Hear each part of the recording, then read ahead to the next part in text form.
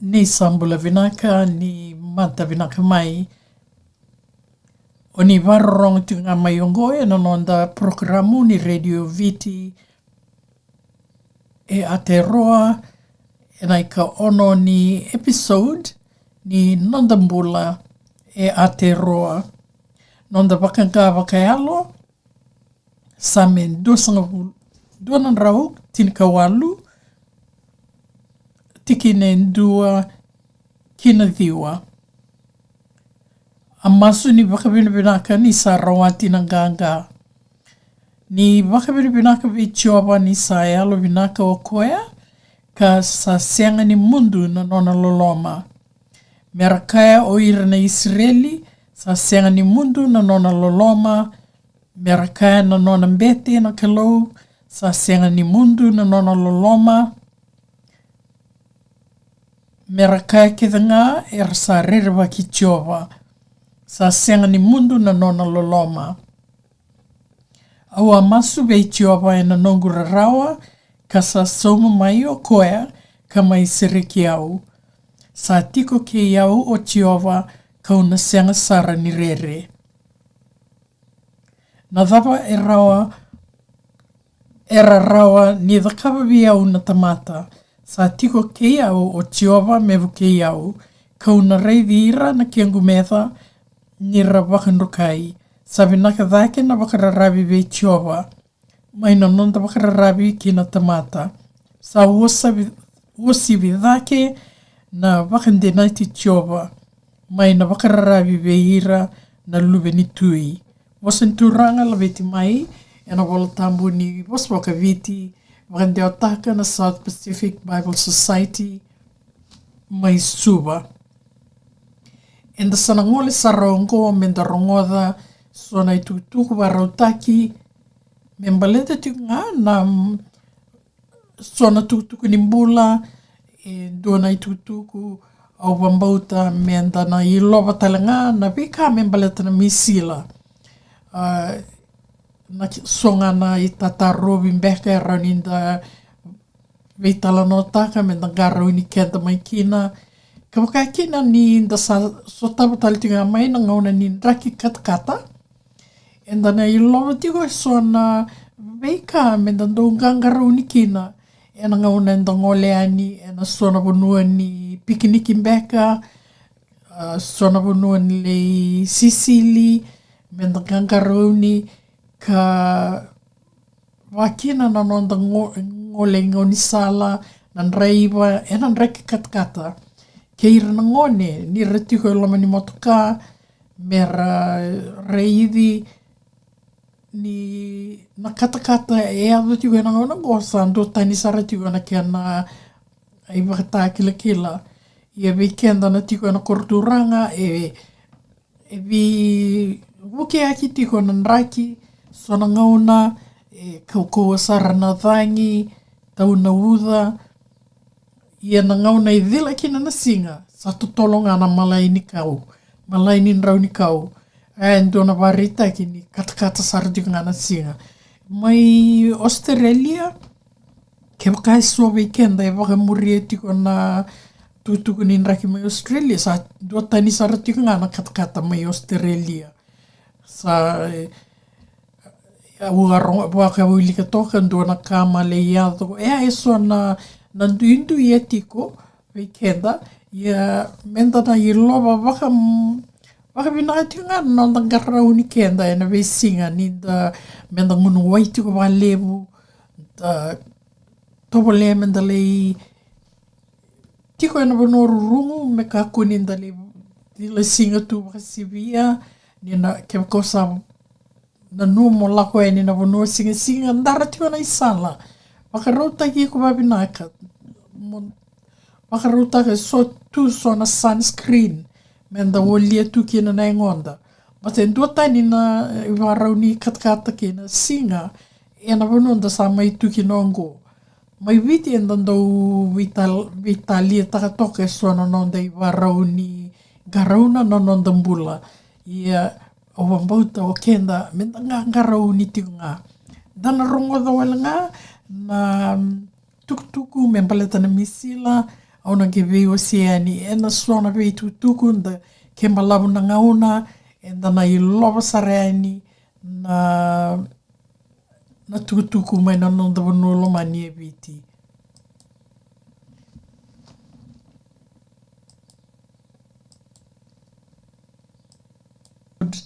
Namba 5, na i karua ni tikina, ni nonda mbula, Radio Viti e Aotearoa.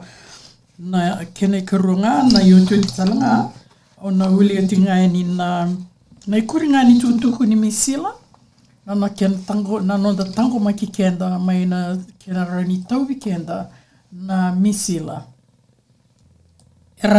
Era ndau taura na ngone rami na i matai ni nonra wani mati ni MMR ni sa vula tinkarua, kena karua ni sa vula tinkalima.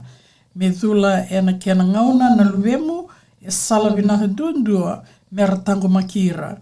Na wani mati ni MMR e senga ni saumi beira, kede na tamata era sembera ni embakitin kawalu, ke ira rambakitin kawalu, lako dhake, kara sarawata na venga rabini mbula senga ni saumi mai e New Zealandi. Memba leta na tukutuku ni kena rawati na venga rabini mbula e wakai labataki mai na matintu sikova na veika e rato varotaka na matintu ko New Zealandi e na sona i vivu ke wakai lavo e ndou soli tu. Ke wakai tiko veiko e ndua na mate ka sa malmalumu wakamalmalumu taka na nomu tatango maki niango posa wana nomu bunuai me reida ke wakai rawa ni o taura na tatango maki ni MMR. Ni o mbukete tiko e senga ni rawa ni o ngunuwa na waini mate ni MMR. Iwa sota ena sinra ni soli veiko na waini mate ni MMR. Ya na itulen tatarobi. Ia rawa ni na taura na waini mate ni MMR. Ni o sa wakasudu oti. Ka o sa tango maki vinaka me tauri iko ni o wakasudu ngone tiko. Mbimbi mo wakandei taka ni o sa tango maki tautoko mai na Misila ke waka o sa tuatua tiko mumukete. Ke waka o senga ni la ni o sa tula oti. Ena rua na waini mate ni Misila. E wakatutaki mo taura e ndua tale na waini mate ni MMR senga ni ndua na lenga ke waka o waka i kuritaki taki na waini mate. Membaleta na kuri ni tukutuku, membaleta na waini mate ni MMR sikova na info mbula.nz mate ni Misila. infohealth.nz. Me rao ni o taura na tataku maki veitartara ke na nomu wunuai levu, wunuai haiora, se ndau venga ravi ni mbula, se ngirita na namba ni talivoni ni tataku maki sengan somi, saiva walu, saiva, roa walu, roa viwa, roa ono, vima manualu kina 5, moniti kina varumbuka. Na venga ravi ongo e tiu kina na ndau wakandeawa wosa, karawa nionding taka mo wosa wa endua e Maori se endua mai veira na nduia anu ni wosa Pasifika. Ya, ke wako via wosa e na wosa waviti o na kereti o na wosa waviti. E rawa talanga ni o wakarotaka endua na ngauna ni laurai e na info.health.nz buka vaccine. E wunka na stua ni waini mate e rasulia na tatangu maki ni MMR. Ka so e rao ni radula talanga kina na ngone. Na vingarabi unko e rao ni kunei e na vitambana ni mbula healthpoint.co.nz immunization. Sa kua toka mangaya e so na tutuku via varitreani. Me vaa ninda sa e dhoa tiko na oti ni madhao ni ambaki ni vasota au sana tako sani kia o wili ka tiko ngayani e dua na i lave nga ni vika soli mai viki to e na ambaki saoti na mo ni December me ki to wili ka ni so na tutuku me baleta na Misila ko ni rongoda tiko oia. Ia da sana ngole sara me da rongoda o nga na so tale na tutuku me baleta tiko nga na nondambula na nondangaru na tiko na nondambula. Endua na ka atukuni mai e na ratombita mai na te whatuora nia mai weekenda nando waka ngataka na manage my health e na Health New Zealand o na viweo sitinga ni na sona tutuku e ratombita mai ni ndua na ni atuku ni ndua mbeka e hektaka karto sange imbita toka mai ngo na norto wakamadala na Health New Zealand e na ikadhiwa ni January rondo rusabul ka ono e ana singa e na noa entua na bola tutu membaleta tiunga na kena mai na cyber security breach membaleta tiko na manage my health au wikim nimbek na sinikila na dhapa na manage my health Gona vonu endo weekend na tiko e Nisolandi, ninda lako vei nonda vonu ai, o koe na tarongiko ki o vinakata mo wakaangataka na manage my health. O sanange va io, gai tiko e sona i tutuwa mo sainitaka, mo renio sign in, voi sol no mo email, me renio reida na nomu i vola tutuku na vengau na dhakakina na nomu le ndikevi, wakanra, na kena i tukutuku e na ndikewe ni nomunra e na lab ni ndou lako ko tukuna vei kenda nononda hunuai ngole ki na ndua na laboratory me le testa ki na nomunra ya na i tukutuku ba ya ndou rauni ngole nga e na nonda manage my health ke waka o iko e ndua o sa waka io e na programo ya na nomu hunuai e na ngivakota mai vei ko e ndua na link onge saini e na manage my health. Na manage my health e artu sema kia de tiko kina na tambana nimbula e Aotearoa Nisolandi na te whatuora .gov na govt.nz wata kei na nonda wuniwa i o kenda artu sema kia. Kini mbalimbali na itutu kia tambale tirko o ira na specialist artiko i walimbula le levu o ira na tambana ni ndowi orto na tambana ni walimbula levu e na do ngole kina wakina o ira na vunuai e na le reida rarani i lowa na kenda i vola tutuku e na ngauna ndala koe ni kina vino nda vunuai sa raoni reido koea e so na update ndo mbiu kina ki o i kondo na ngauna mbeko o lako i walimbula levu le reithi e nandu na specialist e vitartara nga sa dhaka na vitartara e na loma nimbai ni my health record manage my health na karato mbiuta mai na Health New Zealand o ulika tinga ni wawalangi a cyber security breach has affected some patient information held by Manage My Health, a private online health portal used by some healthcare providers.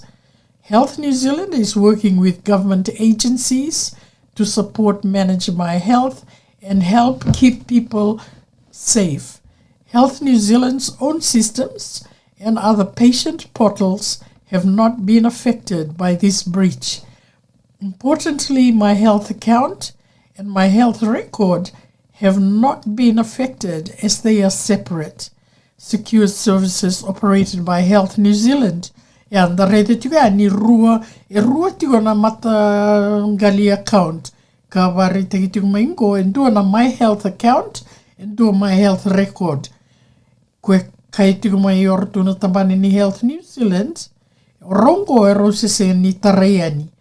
Kini malambale, au sangei au na wakan taki au tale na kawat kuna ni Manage My Health e rato didi wakatigo ndona private online health portal e wakaangatanga e songa veir na healthcare providers ni wasota ni wat kuna ni raramba e senga rato wakaangatanga e songa veir na healthcare providers iana kenda i tutu orto rani reida mai orto e so veir rando i lova na kenda i tutuku kuanda mai reidi tingo ni mai wakadori ndona data breach and My Health.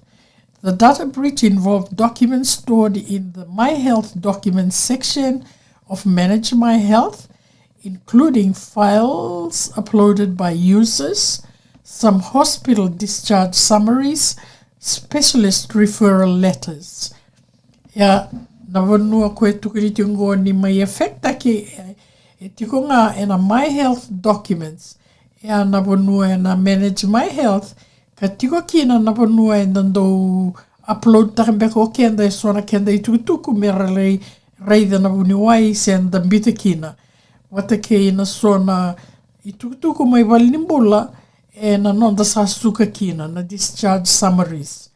Ke ina sona specialist referral letters. Ya non rivola o irna kerandau ni mbula ni tambane ni mbula ndala kina wataka me heart specialist te cancer specialist mbeka o irna be specialist e ratu na non rivola na referral letter wakatokai na referral letter ko e ngo na tikina ngo e tukuni kakaina kitiko ni e avokina na data breach ongo. What was not affected? The data breach did not involve clinical systems, prescriptions, secure messages, or appointment bookings. What you can do now, change your passwords and turn on two-factor authentication by logging into a Manage My Health account. Two-factor authentication is an extra security step you can take to secure your information online and involves you being asked to confirm your identity, usually via text or email confirmation. Find how to do this at Manage My Health, Frequently Asked Questions. Manage My Health Cyber Breach, Frequently Asked Question,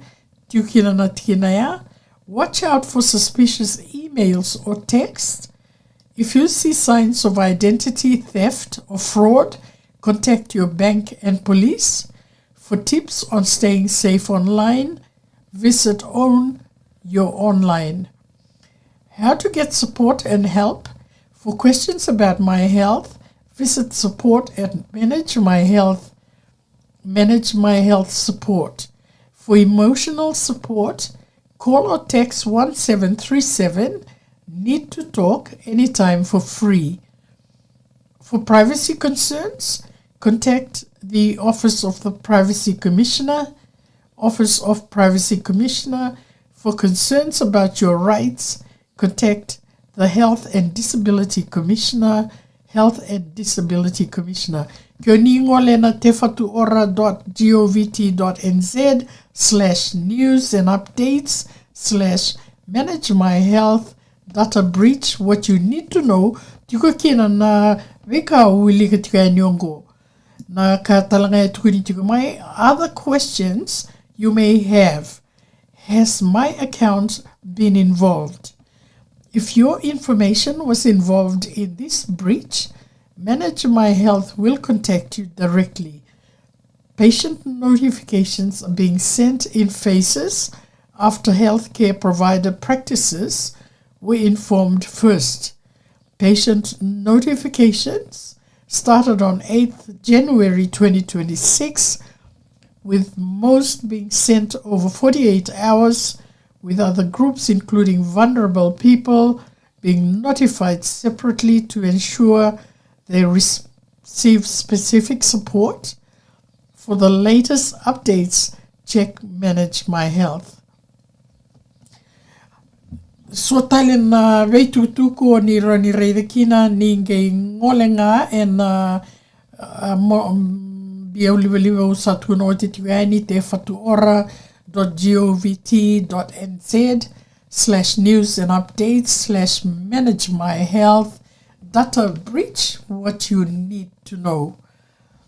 Dana temo toka manda ena kia na tukunia neso na tutuku ea and dana iloba sara na tutuku ertumbita tiko mai na tambana ni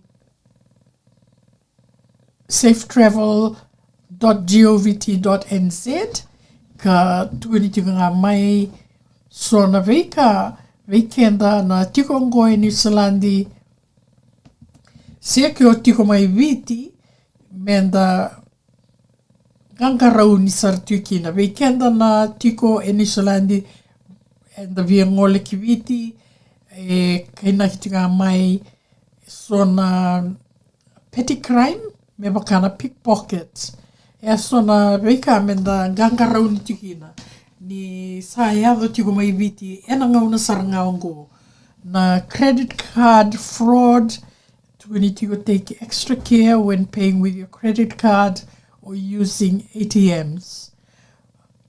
Ni ngauna talangango na ngauna ni tropical cyclone season mai Viti, which runs from November to April. If a cyclone or tsunami happens, follow the advice of local authorities.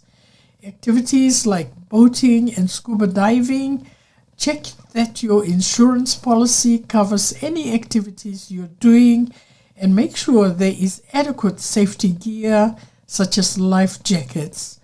We advise New Zealanders traveling or living in Fiji to have a comprehensive travel insurance policy in place that includes provision for medical evacuation by air. So ngana veka e rato wakasala tiko mei kina membaleta na crime, theft and assault have been reported by locals and tourists alike, with most occurring at night and in urban areas. We advise New Zealanders to avoid poorly lit areas at night, particularly in urban areas. Female travelers can be subject to sexual harassment. There have been incidents of sexual assault against tourists. Female travelers should take extra care and avoid walking alone, particularly at night.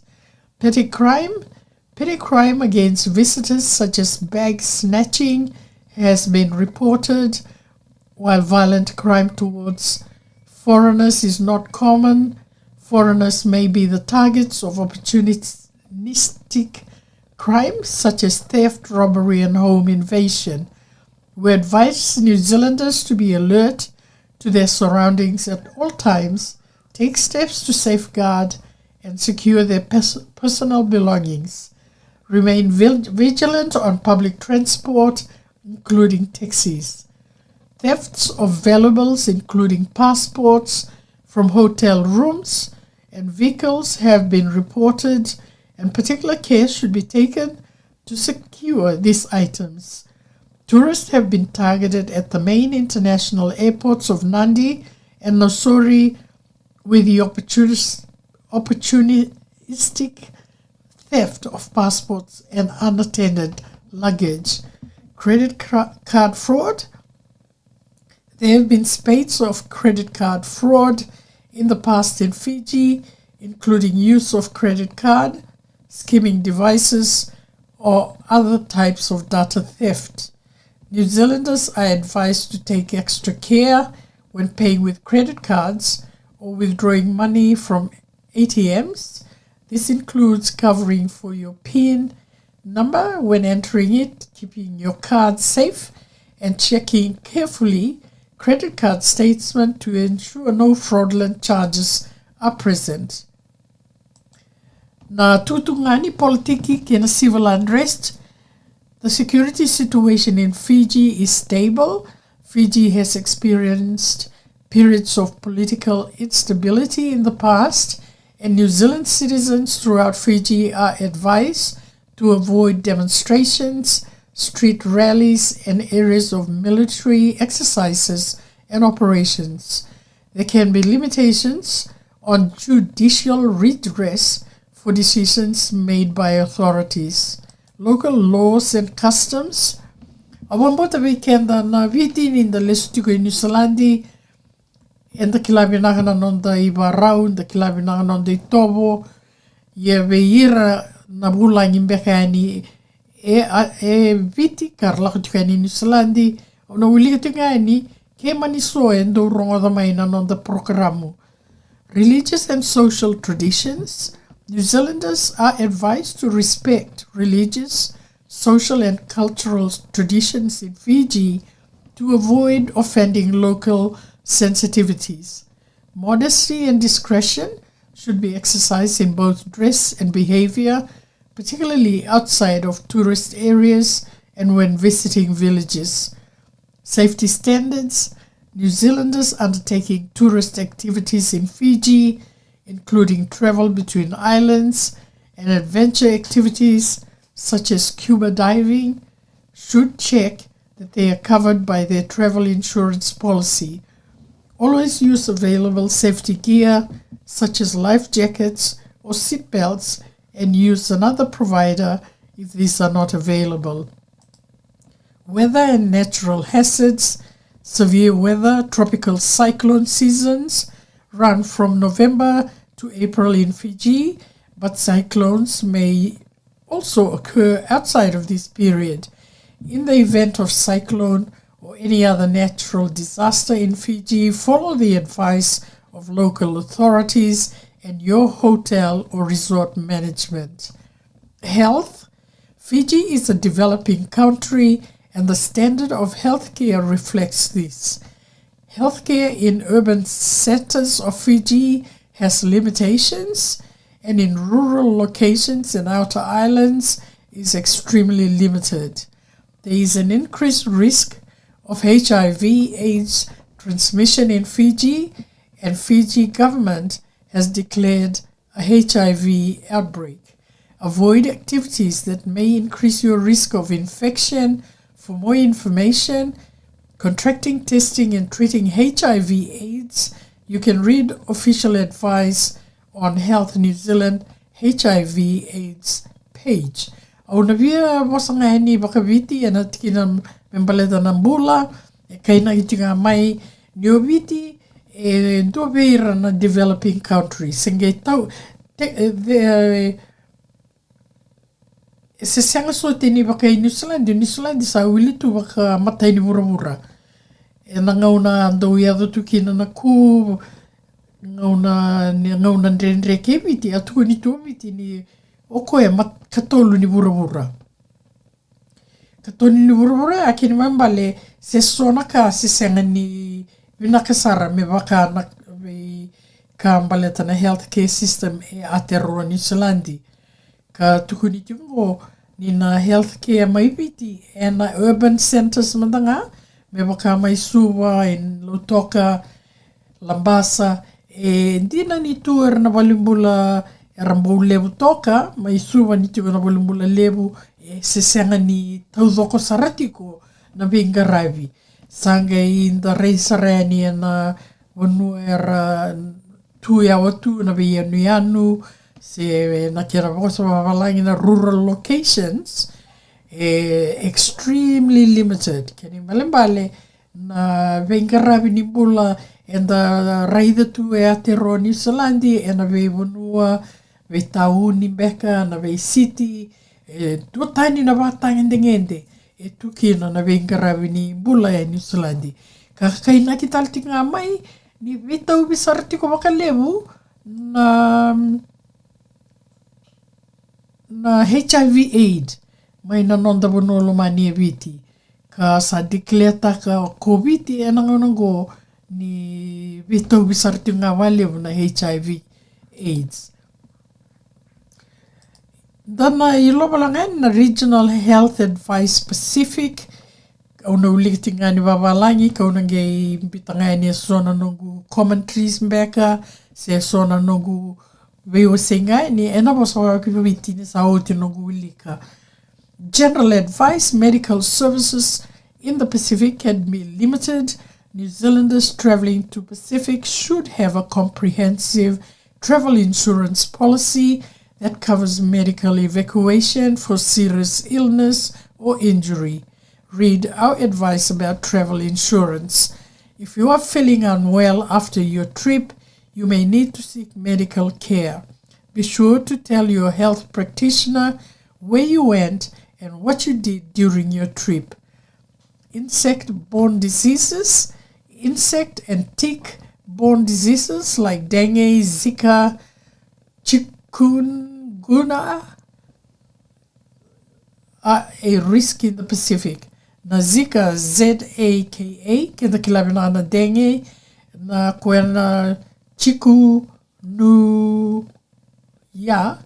C-H-I-K-U-N-G-U-N-Y-A, are risk in the Pacific. Follow advice on mosquito-borne illnesses and how to avoid bites during the day and night by using insect repellent, wearing loose-fitting light-colored clothing, making sure your accommodation is insect-proof. If you are pregnant or planning pregnancy, talk with your doctor about the Zika virus before traveling. For more information, read our advice about mosquito-borne illness prevent. Read our advice on dengue, Zika, and other common infectious disease. Immunizations. Check that your routine immunizations are up to date before you visit the Pacific. Book a vaccine on the Health New Zealand website. We recommend that you discuss the need for additional immunizations with your health practitioner. Additional immunizations that your health practitioner may recommend include tetanus. A booster dose is advised if it has been more than 10 years since your last dose. Hepatitis A, typhoid. These additional immunizations are available for cost through travel medicine clinics and some GP. Infectious disease, waterborne, foodborne, and other infectious disease are more common in the Pacific.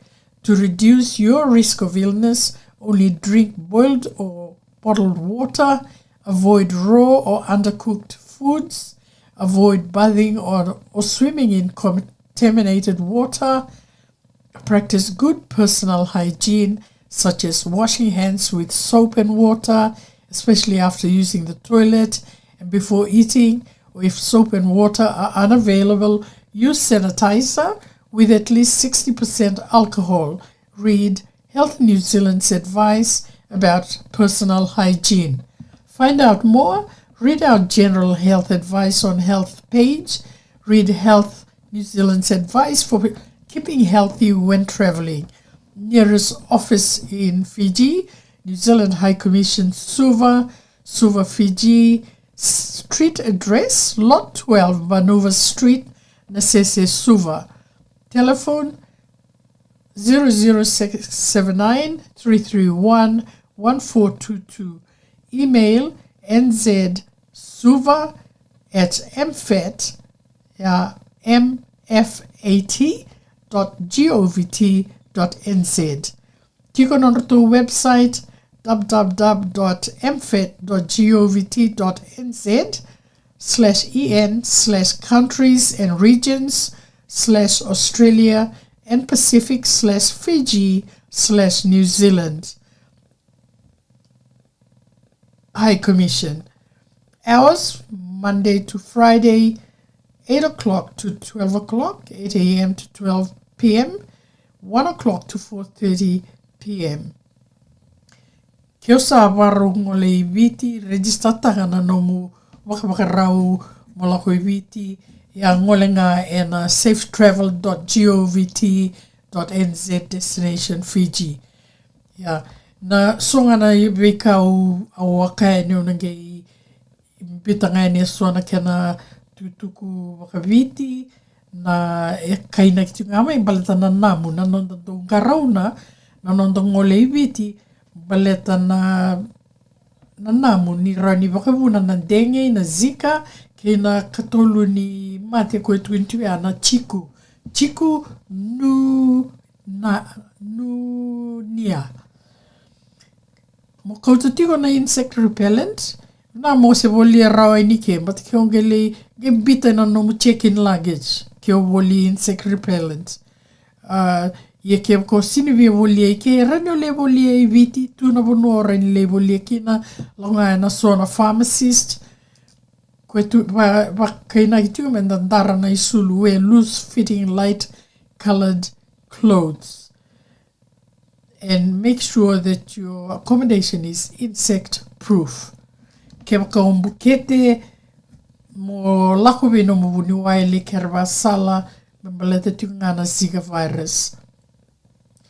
Na immunization awa sa wiliko tiani and kena te wuni programongo menda check takana non da immunization ana budula ni tatarovi maina tetanus hepatitis ken typhoid tarovi no mo wuni wai ke ka o sangani kila so talanga na veika e wakaroti tiko mai batani sona matendewa se infectious disease karando ndewa mai ena wai sana kakana kina so talena veika e rauni ndo edo weekenda ka kereitigo menda do ngunu wangana wai sa mbuta woti na wai mbuta se na wai e woli mai ena store sa bottled water ke kainaki menda kakosoti ni ndo kania na kakana e sengani sanga se rasini sanga wakabinaka ka kone le sili ena sona wanua e sa kunetu ni sa tuki na me contaminated kunikine sona veka e wareta kikina ni sangani binaka menda le sisili kina ka keriti nga menda garauna nonda garauna nonda bula wakina na nonda sabata wakawaso mana linganda ena sobu ke na wai wambimbini ndale sumai na walelai ni semarinda kana ke senga na sobu ke na wai wakanga taka na sanitizer ie me ono sanga wula pasende na alcohol etiko e na sanitizer ko wakanga taka nono to address nga na New Zealand High Commission mai suwa na lot tinkarua Mbanuwe Street na sese suwa taleboni 679-331-1422 ke o geriti nga e Viti o na wakalutuma na 679 wabonga ke o wakayanga tatiko na nomunama ni taleboni e New Zealandi ia santuara taleboni sa ulep batini na charge taki e na international call pinakatake metiko wiko na local SIM card kan giringa e na tolu dua wato rua ke via bola nzsuba@mfet.govt.nz nono to ia ua ni dhaka mai na walu ina mataka kina tinka rua moniti kina varumbuka kina ndua na kaloko kina mamani va ke ni vereida na bola tutu kongo ni ngole na www.mfet.govt.nz/en/countries and regions/Australia and Pacific/Fiji/New Zealand High Commission. Sana ko ito ka ngaya una gai kuriani na nonda vital nongo ena songa na itutuku mai na nonda bonolo mani o Viti. Au na ngole saraki Viti ka ni na rongo da una waka reida wala ngana iso na itutuku mai na nonda bonolo mani Viti membale tu ngana tutuku ni bola.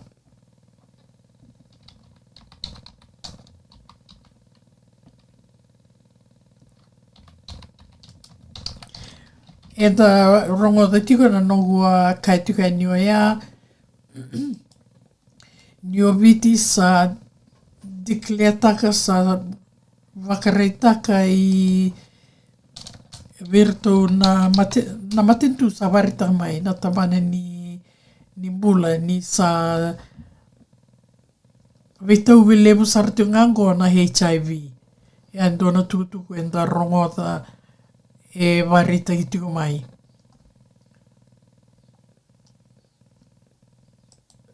Na songa nai tukutuku ka roto warita katali tunga mai na kia na baleta tunga na NCD na dukila na tapa na mbali ni NCD gona na turanga ndondo reida na nona warita tuku mai ni sa in Fiji, one of the major risks to our population is the rising crisis of non-communicable disease.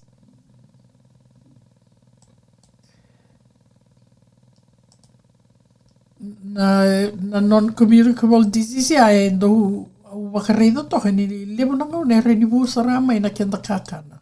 Na di ni kakana enda kenia. Koe enda dorongo de ndo na bunua Dr.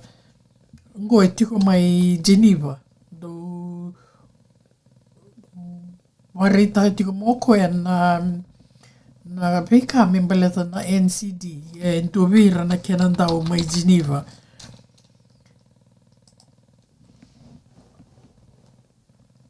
na kaera tu na toko mai na tambani ni Fiji Health membaleta na NCD.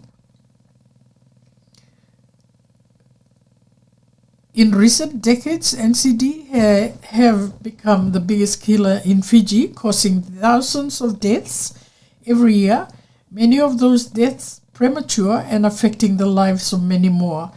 Around 80% of deaths in Fiji are caused by NCD, and those numbers are growing. What is non-communicable disease? NCD.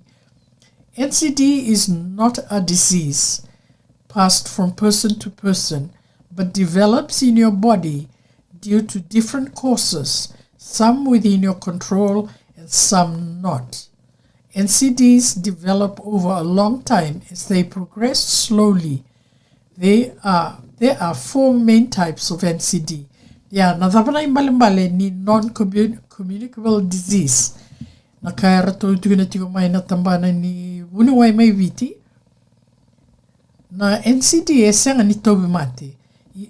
Senga ni, sinin dua na, NCD is not a disease. Senga ni tobi mate, ento pasteki mai wei dua na tamata kina dua na tamata. Endo kenda saranga enda teke wuna na mate ongo na ni wasota watu kuna senga ni mate. Dua na mate. Kan senga nga ni pasteki mai wei dua na tamata kina dua na tamata. O kenda nga wataki kenda, raninda wakabuna na kenda teke wuna ke mai na endua na mate wei kenda. Membaleta tiu nga na nonda i wakarau ni mbula na lifestyle. Koe kai toa mai orto na tambana ni wandindiki ongo membaleta tiu nga na mate ongo na NCD. Ni ewana we matangali NCD. Cardiovascular disease, yana mate ni uto. Mewana heart attacks and stroke. Wakatambaki tiho na stroke, wat kena heart attack. Na cancer. Na ka tolu na respiratory disease, yana mate ni atebuso. Lung disease, mewakana asthma, kena COPD. Kawa na diabetes, yana mate ni suka. What causes these NCDs? There are many risk factors that make you vulnerable to NCDs. There are those you can control. There are known modifiable risks and include tobacco use. Smoking puts you at higher risk. Physical inactivity, lack of exercise. Unhealthy diet, high in salt, sugar, fat, and processed foods. Alcohol drinking too many puts you at a higher risk. Ona whakateo tanga ni wa Viti, e levo na weka se ririko taki se risk factors e na rauni wakabuna na mate ongo na NCDs, na kena taubi kenda na NCDs, Moni na numatiko ni NCDs. Sini teo mai vei na tamata ki na tamata. Go kenda sarnga na nonda ding ni nonda mula. Ka tuku ni tongo na waka ngata ni tabako. Na waka tabako, beauty ko sarnga na doa na itutua, levundundua, ni na roni di ato viko en do veir na mate o wasaka di waka o titukani. Wata ki na nomu senga ni ndau waka tuso e na ngomu mo waka watu e so na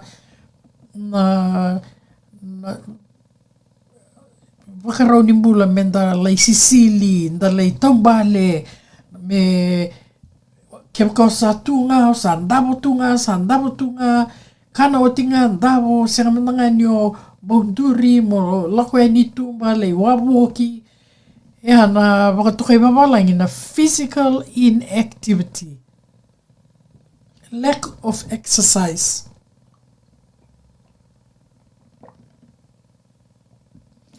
Na katolu na kenda kakana e senga ni vinaka. High in salt, sugar, level na suka, level na masima, sivia na uro, kena na nanda dokani e sora kakana, sa tawaiti ni tunga, se pakete taitu. Dona ka u reida tiu vei kenda mai viti, au le reida nongu les mai viti, sota. E nda lepo era nda sakana noodle tunga. Sa senga ni nda waka mi nda makutu taka na asangara na kenda rauni kau. Nda ngunuwa na kena wai. Ya e kakana mbula. Na dhapai kau tumibi kenda na noodle. Sa lepo na kena reisi. Sa senga ni nda tei waka na kenda kakana. Me ba e tu na toka na turanga Prime Minister. E vina menda tei waka toka na sona kenta kakana. E na nonda backyard. Se na i rukuri nonda vale. Dakuri vale. E di na tau toko na vika e ka toka na turanga Prime Minister. Baleta ni da tei waka toka e sona kenta kakana rau i asani vale. Da sini anga menda lako na market. Menda li voli mbele. Da li voli mai e sona kakana e rauni nda te toka e sani vale. Sona rauni ndalo. Sona rauni o wambauta na tumbua. Rari pita toka no mai tei. Mera ni ndauka ni e toka wabu vale. Ea e sona ka e rauni nda takawa. E ndira vei ke mnina tui suwa ni na rauni kaembea kiwe msa tu e na lomen tauni. Sa sianga tu na bonua mi kiwe mte tikina. E rao saranga ni o wa pot plant taka toka. O i New Zealand go, ndona ka non ra pot plant taka toka. Na non ra ndau te waka, sona kakana.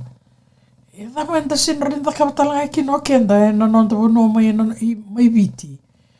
Ia e sona soalanga na vika au na numa mobi o se ne viki mni.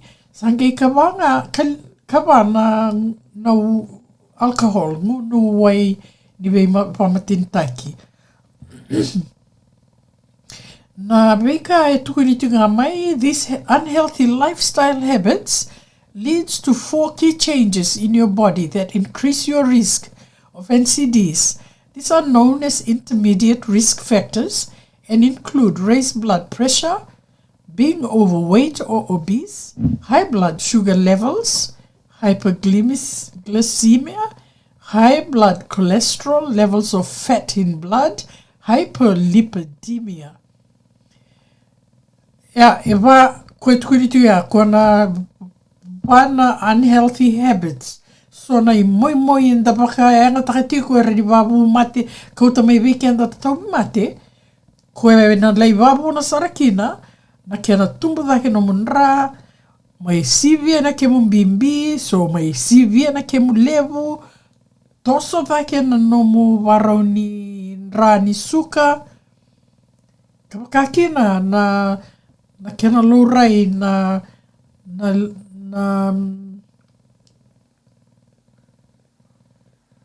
uro.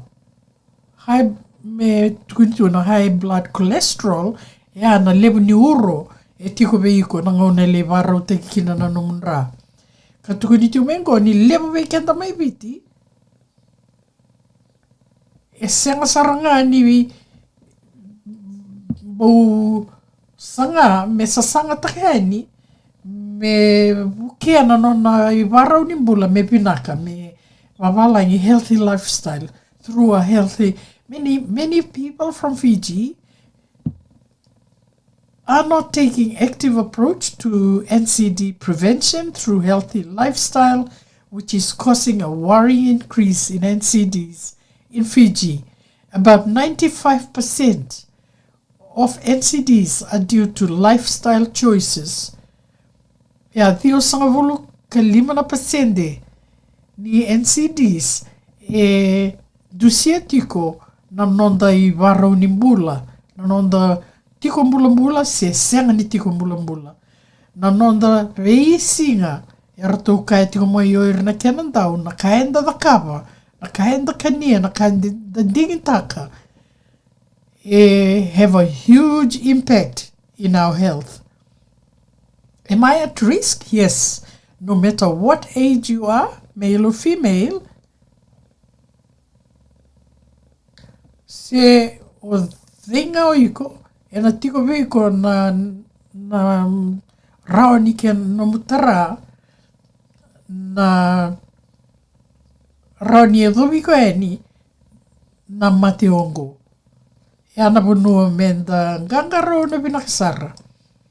Sana yado toka I ke ana nongu waseani na vei tuku me maleta na NCD, na kanga e ratou waka sala take mai, mo kana kakana mbula e na vei singa, kania na kakana e mai na nomu del niabu, na nomu o te waka, se o le kota mai e na wainranu mbeka, se na waitui, e ana kakana mbula se natural food.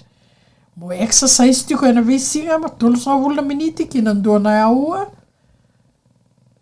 kua na watawako, ka kio ngunu taura waka rauta na ngunu.